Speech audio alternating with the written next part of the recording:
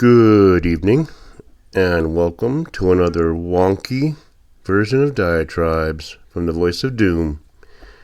Now here's your winsome and wiseacre host, Voice of Doom.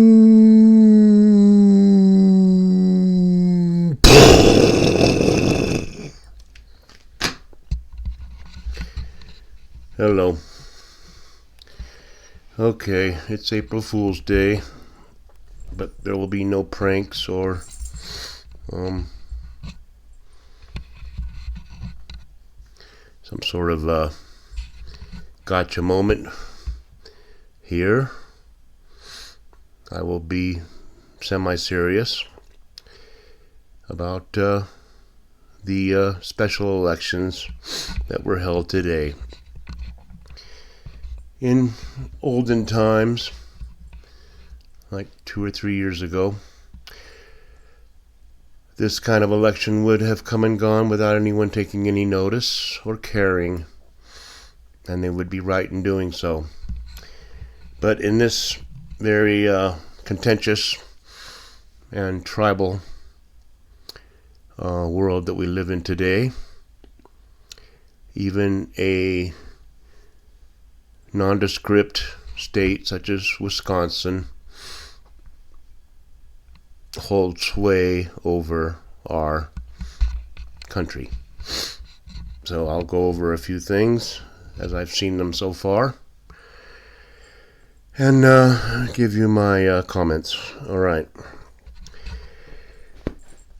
Now, we used to have 3 divisions, 3 branches of government, which most college students could not name if you asked them, because they have no brains and they don't know anything. But it is the judicial, the legislative, and the executive. And that is what we have on our national government, and that is what every state has in their local jurisdictions. Okay. So we had 3 elections, and the way I see it happening, and I'm only just getting the results now, it looks like the Goppers have won the 2 seats that were held in Florida. Now, I guess this fine guy won, taking over the seat that was held by Walls, which is a guy who Orangey picked for his cabinet member or whatever he is. And then Matt Gaetz, I guess, resigned his position to be a member of that self-same organization, only to be not confirmed because of various behavioral patterns that he has. Okay, now I don't think that Gaetz should have even been considered for that position. Not that he's a bad guy, but I just don't think that you can just call your cabinet out of the legislature, national, willy-nilly when the it's so close in the numbers of members in each side. It gets to the point where you're so close that you may not get anything done.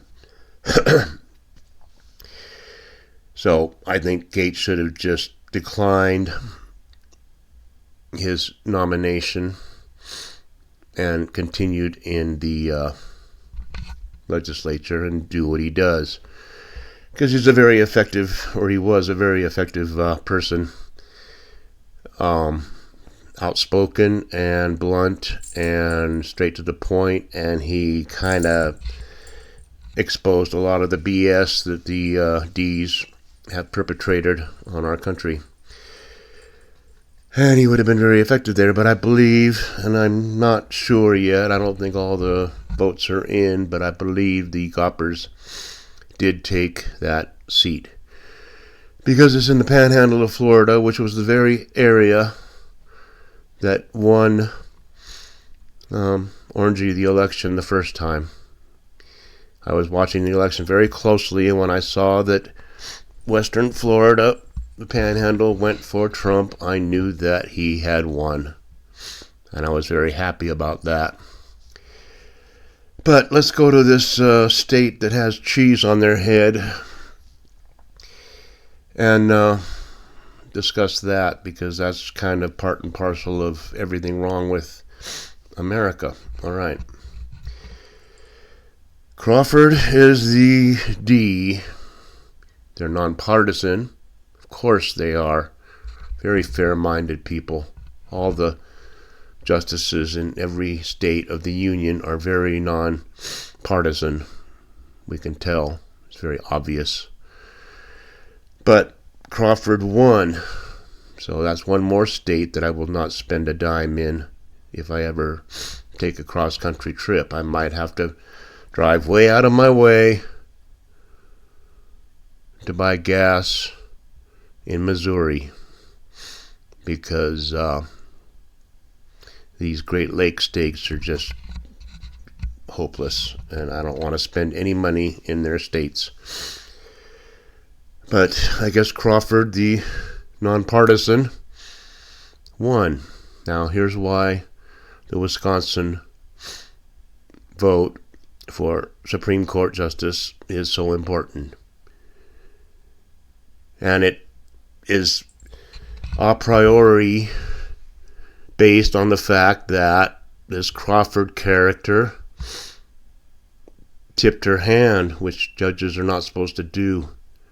You're not allowed to say how you would rule on a certain thing before it comes to your court, before it comes up before review.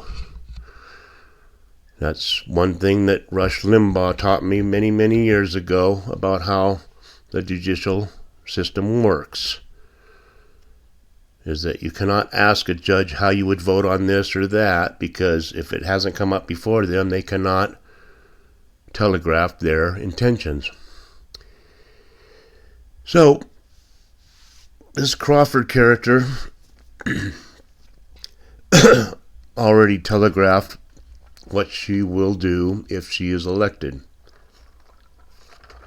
And what she will do is she will gerrymander the state in order to create districts based on the census to create 3 new seats in the Congress of the United States. And those 3 seats will be D's, because the people of Wisconsin are brain dead, and they shouldn't even be a state, in my opinion. But aside from that, hopefully Green Bay never wins another football game again. And by gerrymandering, I mean making little patterns in these districts according to what they perceive by their racist and their stereotyping and their calculations will become D districts. And then they will have more seats in the Congress. So that's why everybody's all interested in this Wisconsin thing. In bygone days, nobody would give a crap about the Supreme Court of any state. But you see, the judicial branch have become little fiefdoms of power, where any judge in any state can just rule on anything they want to. So we don't have a president of the United States anymore. We have 400 mini-presidents who decide they're going to just veto whatever the president says if it's against their political ideology.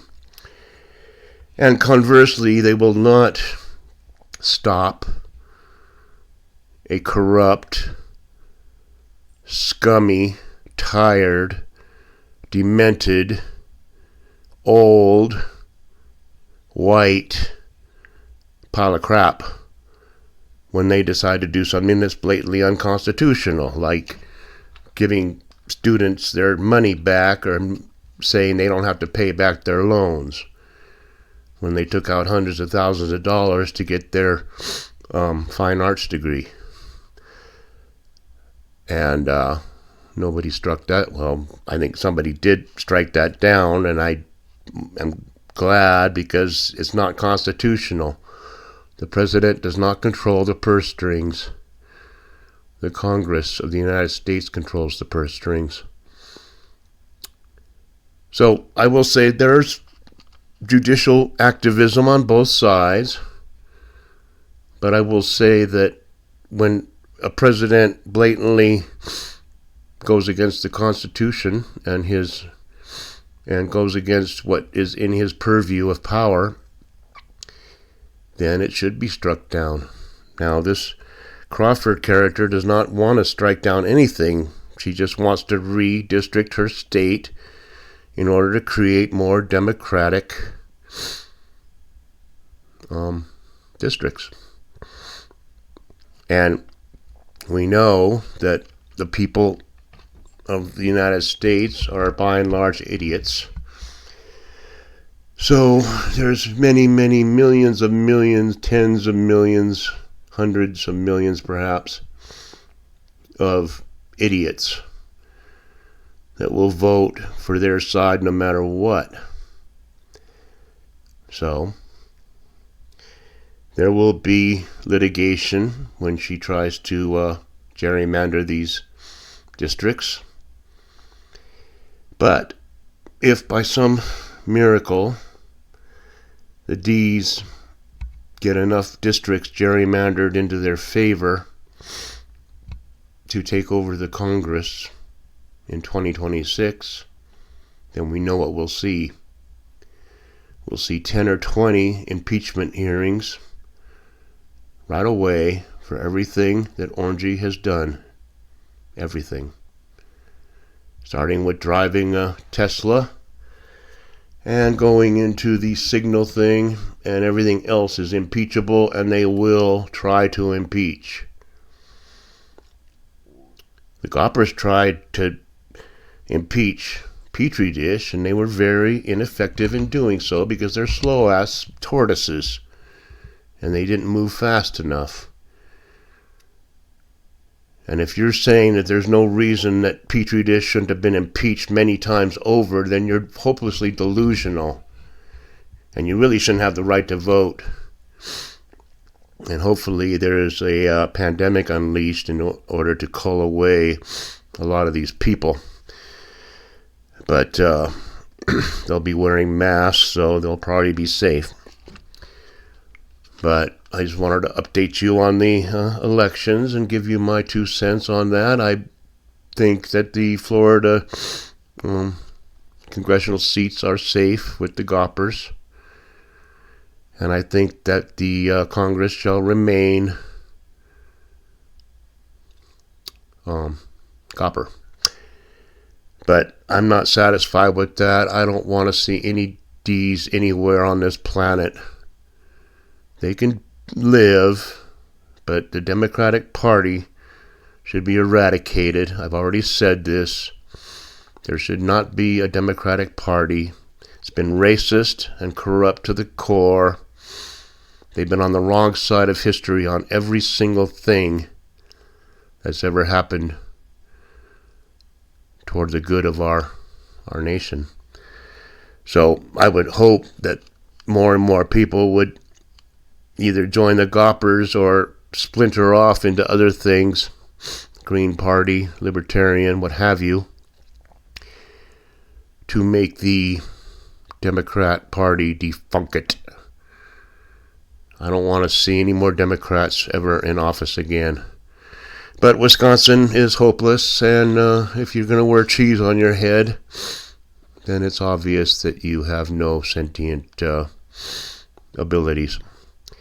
So that's the way it goes, and we'll see what happens. If the Congress turns D in 26, we can look forward to utter annihilation.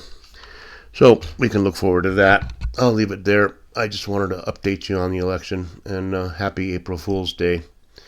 Nobody pulled anything on me today. So, have a good night, and bon voyage.